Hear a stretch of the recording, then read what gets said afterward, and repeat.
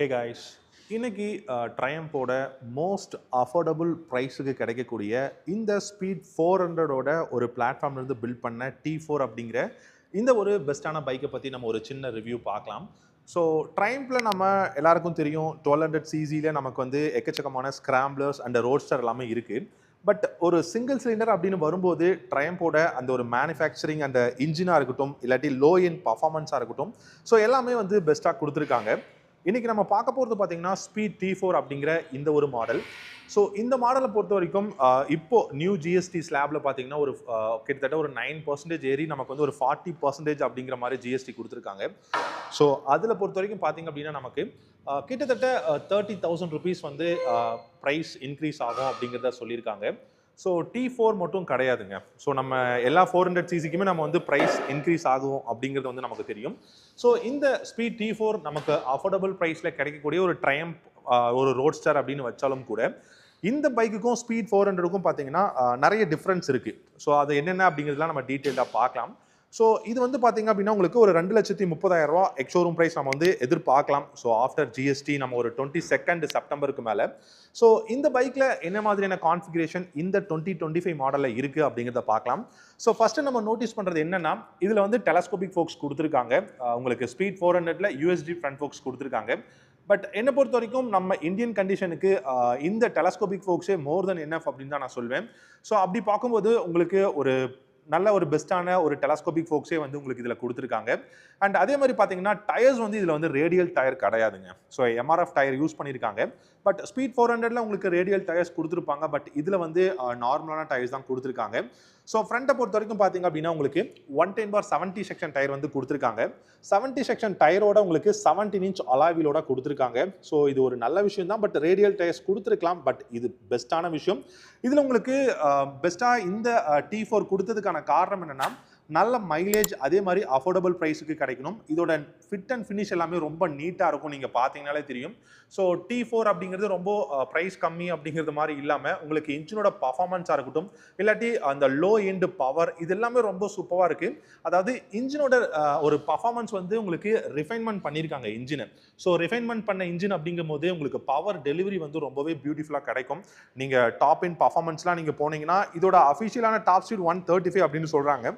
But என்னை பொறுத்த வரைக்கும் நீங்கள் சாதாரணமாகவே 140 km/h தாராளமாக இந்த பைக்கில் வந்து போகலாம். ஸோ இந்த பைக்கை பொறுத்த வரைக்கும் உங்களுக்கு வந்து ஸ்டெயின்லெஸ் ஸ்டீலில் தான் வந்து எக்ஸாஸ்ட் வந்து கொடுத்துருக்காங்க.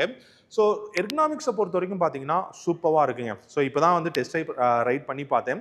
ஸோ 806 mm வந்து சீட்டோட ஹைட் இருக்கிறதுனால ரொம்ப ரொம்ப கம்ஃபர்டபுளான ஒரு எர்கனாமிக்ஸ் வந்து கொடுத்துருக்காங்க.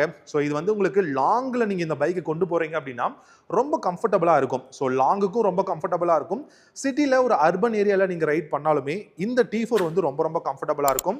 உங்களுக்கு மைலேஜ் ஓரியன்டாகவும் வந்து ஓரளவுக்கு எஃபிஷியன்சியாக கொடுத்துருக்காங்க. லாங்கில் கொண்டு போகிறீங்கன்னா ஒரு 38-40க்குள்ளே நீங்கள் வந்து எதிர்பார்க்கலாம். இதை நீங்கள் சிட்டி அப்படிங்கும் போது ஒரு 35க்குள்ளே தான் நீங்கள் வந்து எதிர்பார்க்கலாம். அதுவும் ரைடிங் உங்களுக்கு உங்களுடைய ரைடிங் ப்ரிஃபரன்ஸ் எப்படி இருக்குது, ஸோ நீங்கள் எப்படி ரைட் பண்ணுறீங்க அப்படிங்கிறத பொறுத்து தான் அந்த ஒரு மைலேஜுமே கூட. ஸோ இதில் வந்து பார்த்தீங்க அப்படின்னா உங்களுக்கு ஃப்ரண்ட்டில் வந்து பெரிய டிஸ்க் வந்து கொடுத்துருக்காங்க. ஸோ 300 mm பெரிய டிஸ்க் வந்து அவைலபிளாக இருக்குது. ஸோ இந்த ஒரு டெலஸ்கோபிக் ஃபோக்ஸ் டெஃபினட்டாக என்னை பொறுத்த வரைக்கும் ஃப்ரண்ட் செக்ஷன் சூப்பராக கொடுத்துருக்காங்க. அப்படியே நீங்கள் லைட் அப்படின்னு பார்க்கும்போது உங்களுக்கு ஃப்ரண்ட்டில் வந்து சர்க்குலரான எல்இடி ஹெட்லைட்ஸ் வந்து கொடுத்துருக்காங்க. ஸோ நீங்கள் பார்த்தீங்கனாலே தெரியும் இது வந்து ஸ்பீட் 400ல் இருக்கிற அதே எல்இடி ஹெட்லைட்ஸ் தான் கொடுத்துருக்காங்க. சர்க்குலராக எல்இடி ஹெட்லைட் அண்ட் இண்டிகேட்டர்ஸுமே பார்த்தீங்கன்னா உங்களுக்கு வந்து எல்இடி இண்டிகேட்டர்ஸ் வந்து கொடுத்துருக்காங்க. ஸோ இது நீங்கள் ட்ரையம்பில் எல்லா பைக்ஸ்லையுமே நீங்கள் இந்த ஒரு லைட்டிங் செக்ஷனை வந்து பார்க்கலாம். ரொம்பவே பியூட்டிஃபுல்லாக இருக்குது. அண்ட் இந்த பைக்கோட இன்ஜின் எப்படி இருக்குது அப்படின்னு நம்ம பார்க்கலாம். ஸோ ஸ்பீட் 400 பொறுத்த வரைக்கும் ஸ்பீட் T4 பொறுத்த வரைக்கும் பார்த்தீங்கன்னா உங்களுக்கு ஸ்பீட் 400ஓட சேம் இன்ஜின் அப்படின்னே சொல்லாங்க. ஸோ அதாவது பவர் அண்ட் டார்க் டிஃபரெண்ட் ஆனாலுமே இதை நீங்கள் பார்த்தா தெரியும் TR சீரிஸ் 400cc அப்படின்னு சொல்கிறாங்க. ஸோ TR சீரிஸ் இன்ஜின் தான் இதுலையுமே யூஸ் பண்ணியிருக்காங்க. ஸோ அப்படி பார்க்கும்போது உங்களுக்கு 31 ஹார்ஸ் பவரும் 36 Nm ஆஃப் டார்க்கும் வந்து உங்களுக்கு இது வந்து ப்ரொடியூஸ் பண்ண முடியும். உங்களுக்கு வந்து 31 பார்த்தீங்கன்னா 7000 RPMலையும் 36 Nm ஆஃப் டார்க் பார்த்தீங்கன்னா கிட்டத்தட்ட 5000 RPMலையும் உங்களால் வந்து ப்ரொடியூஸ் பண்ண முடியும் அப்படின்றதான் சொல்லியிருக்காங்க. ஸோ இதில் உங்களுக்கு 6 ஸ்பீட் கியர் பாக்ஸ் இருக்குது. ஸோ ஃபியூல் இன்ஜெக்ஷன் பார்த்தீங்க அப்படின்னா உங்களுக்கு வந்து பாஷ்லேருந்து எலக்ட்ரானிக் த்ராட்டல் கண்ட்ரோல் சிஸ்டம் வந்து உங்களுக்கு ஃபியூல் இன்ஜெக்ஷன் இந்த பைக்கில் வந்து கொடுத்துருக்காங்க. ஸோ பவர் டெலிவரி உங்களுக்கு வந்து ஃபியூல் இன்ஜெக்ஷன் எல்லாமே டாப் நாச்சாக வந்து கொடுத்துருக்காங்க. இதோட ஃபிட் அண்ட் ஃபினிஷ் எல்லாமே நீங்கள் பார்த்தீங்கனாலே தெரியும் எந்த அளவுக்கு சூப்பரான ஃபிட் அண்ட் ஃபினிஷ் இருக்குது அப்படின்னு சொல்லிட்டு. ஸோ இதோட ஃப்ரேம்ஸுங்க ஸோ ஃப்ரேம்ஸை பொறுத்த வரைக்கும் பார்த்தீங்க அப்படின்னா உங்களுக்கு வந்து டியூப்லர் ஃப்ரேம்ஸ் வந்து யூஸ் பண்ணியிருக்காங்க மெயின் ஃப்ரேம்ஸு. ஆனால் உங்களுக்கு சப் ஃப்ரேம்ஸ் பார்த்தீங்கன்னா போல்ட் ஆன் சப் ஃப்ரேம்ஸ் வந்து யூஸ் பண்ணியிருக்காங்க. ஸோ ஃப்ரேம்ஸை பொறுத்த வரைக்கும் எந்த விதமான ப்ராப்ளமும் கிடையாது, சூப்பராக இருக்கு. ஸோ இந்த இடத்துல பார்த்தீங்க அப்படின்னா உங்களுக்கு ஸ்பீட் T4 அப்படின்னு சொல்லிட்டு ஒரு பேட்ச் வந்து தனியாக கொடுத்துருக்காங்க. ஸோ இதுவுமே பார்க்கறதுக்கு ரொம்ப நல்லா இருக்கு. அண்ட் இன்ஜினை பொறுத்த வரைக்கும் ஒரு ரிஃபைன் பண்ண இன்ஜின் அப்படிங்கிறதுனால உங்களால் வந்து அர்பன் ஏரியாவிலும் சரி இல்லாட்டி சிட்டி சைட்லேயும் உங்களால் வந்து ரொம்ப ஈஸியாக வந்து ரைட் பண்ண முடியும். ஸோ இது அஃபோர்டபிலிட்டி அப்படின்னு பார்க்கும்போது உங்களுக்கு வந்து பார்த்தீங்கன்னா ஸ்பீட் 400ஓட ஒரு பிளாட்ஃபார்ம் அப்படின்னாலும் இதுக்குன்னு சில கேரக்டரிஸ்டிக்ஸ் கொடுத்துருக்காங்க. ஸோ அதில் வந்து பார்த்தீங்கன்னா உங்களுக்கு ரைட் பை வயர்லாம் இருக்கும், பட் இதில் ரைட் பை வயர்லாம் கிடையாது. இந்த பைக்கை பொறுத்த வரைக்கும் பார்த்தீங்கன்னா ட்ராக்ஷன் கண்ட்ரோலுமே கிடையாது. ஆனால் அசிஸ்டன்ட் ஸ்லிப்பர் கிளச் இந்த பைக்கில் கொடுத்துருக்காங்க. நல்ல ஒரு கிரவுண்ட் கிளியரன்ஸ் இருக்குங்க. ஸோ நீங்கள் கிரவுண்ட் கிளியரன்ஸ் பார்த்தாலே தெரியும் எந்த அளவுக்கு கிரவுண்ட் கிளியரன்ஸ் இருக்குது அப்படின்னு சொல்லிட்டு. அண்ட் இந்த பைக்கோட ஃபியூல் டேங்க் பார்த்தீங்க அப்படின்னா உங்களுக்கு 13 litres of fuel tank capacity கொடுத்துருக்காங்க.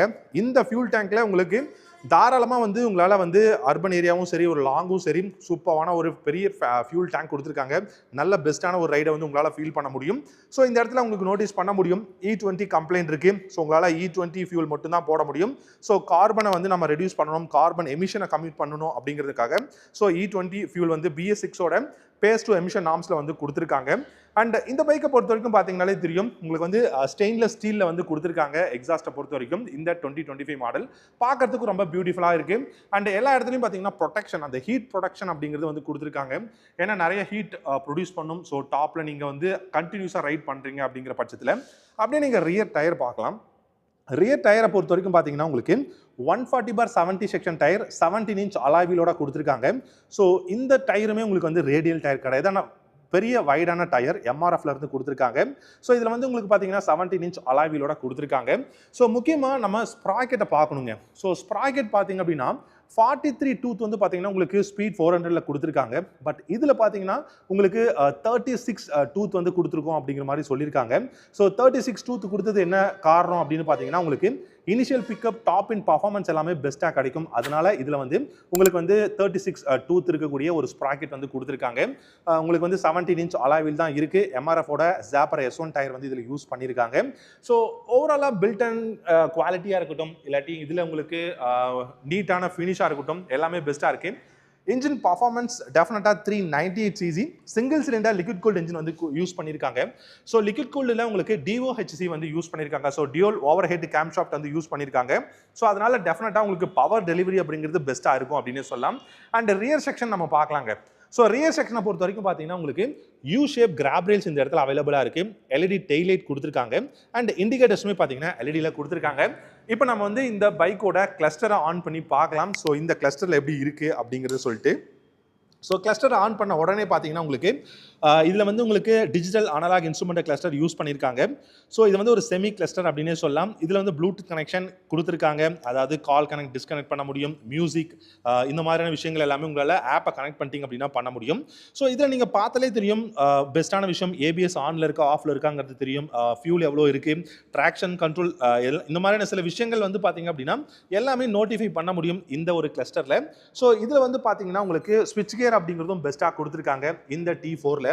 லெஃப்ட் ஹேண்ட் சைடு பார்த்தீங்க அப்படின்னா உங்களுக்கு இந்த இடத்துல வந்து உங்களுக்கு பாஸ் பட்டன் வந்து கொடுத்துருக்காங்க.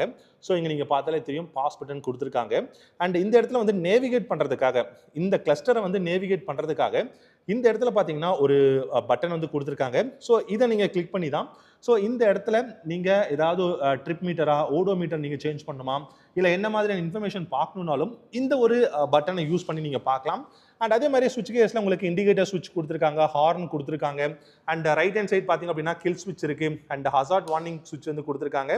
அண்ட் உங்களுக்கு வந்து ஸ்டார்ட் ஸ்விட்சும் வந்து கொடுத்துருக்காங்க.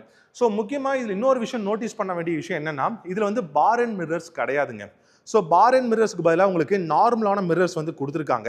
ஸோ நார்மலான மிரர்ஸும் நமக்கு ஸ்பீட் 400க்கும் இதுக்கும் ஒரு டிஃப்ரெண்ட்னே சொல்லலாம். இதில் வந்து உங்களுக்கு சின்ன நார்மலான மிரர்ஸ் கொடுத்துருக்காங்க. பட் ஸ்பீட் 400ல உங்களுக்கு பார் அண்ட் மிரர்ஸ் வந்து கொடுத்துருப்பாங்க. ஸோ இந்த ஸ்பீட் T4 பொறுத்த வரைக்கும் உங்களுக்கு ரைட் பை வயர் கிடையாது, ட்ராக்ஷன் கண்ட்ரோல் கிடையாது, அண்ட் USD ஃப்ரண்ட் ஃபோக்ஸ் இல்லை. அண்ட் இன்னொரு விஷயம் என்னன்னா உங்களுக்கு இன்ஜின் இம்மொபைலைசர் கிடையாதுங்க. அதாவது செக்யூரிட்டி சிஸ்டம் அப்படிங்கிறது இந்த பைக்கை பொறுத்த வரைக்கும் இதில் இல்லை, அதாவது ஸ்பீட் 400 நீங்கள் கம்பேர் பண்ணும்போது. ஸோ மற்றபடி பார்த்தீங்கன்னா இந்த பைக்கில் வந்து பெஸ்ட்டான விஷயம் வந்து இதோட இன்ஜின் பர்ஃபார்மன்ஸ், இதோட குவாலிட்டியான ரைடு வந்து ரொம்ப பியூட்டிஃபுல்லாக இருக்கும். ஸோ ஃப்ரேம்ஸ் எல்லாமே சூப்பராக கொடுத்துருக்காங்க. அண்ட் உங்களுக்கு நீங்கள் இந்த ஃபுட் பெக்ஸ் எல்லாமே பார்த்தீங்கன்னா தெரியும் எந்த அளவுக்கு சூப்பராக கொடுத்துருக்காங்க ட்ரையம்ப் அப்படிங்கிறது. ஸோ 6 ஸ்பீட் கியர் பாக்ஸ் இருக்கு. ஸோ பார்த்தாலே தெரியும் எந்த அளவுக்கு நீட்டாக பேக் பண்ணியிருக்காங்க அப்படிங்கிறது. ஸோ இது வந்து உங்களுக்கு டிஆர் சீரிஸ் 400cc இன்ஜின் தான் கொடுத்துருக்காங்க. ஸோ இதில் இப்போ ஜிஎஸ்டி 2.0 ஸ்லாப்ல பார்த்தீங்க அப்படின்னா உங்களுக்கு கிட்டத்தட்ட 30,000 30,000 வந்து இன்க்ரீஸ் பண்ண போறாங்க. ஸோ அதுக்கு முன்னாடியே 22 செப்டம்பருக்கு முன்னாடியே நீங்க ஒருவேளை நம்ம ட்ரையம்போட ஸ்பீட்ல ஏதாவது ஒரு மாடல் பார்க்குறீங்க அப்படின்னா தயவு செஞ்சு பக்கத்தில் இருக்கக்கூடிய ட்ரையம் ஷோரூமை நீங்கள் வந்து விசிட் பண்ணி பார்க்கலாம். ஸோ உங்களுக்கு வந்து டெஃபினட்டாக ஒரு 30,000 உங்களுக்கு வந்து கம்மியாக உங்களால் வந்து சேவ் பண்ண முடியும். ஸோ இந்த பைக் டெஃபினட்டாக ஒரு அர்பன் ரைடாக இருந்தாலும் சரி, இல்லை ஒரு சிட்டியில் ஒரு லாங் ரைடுக்கு போகிறதுக்கும் இந்த பைக் வந்து பெஸ்ட்டாக இருக்கும்.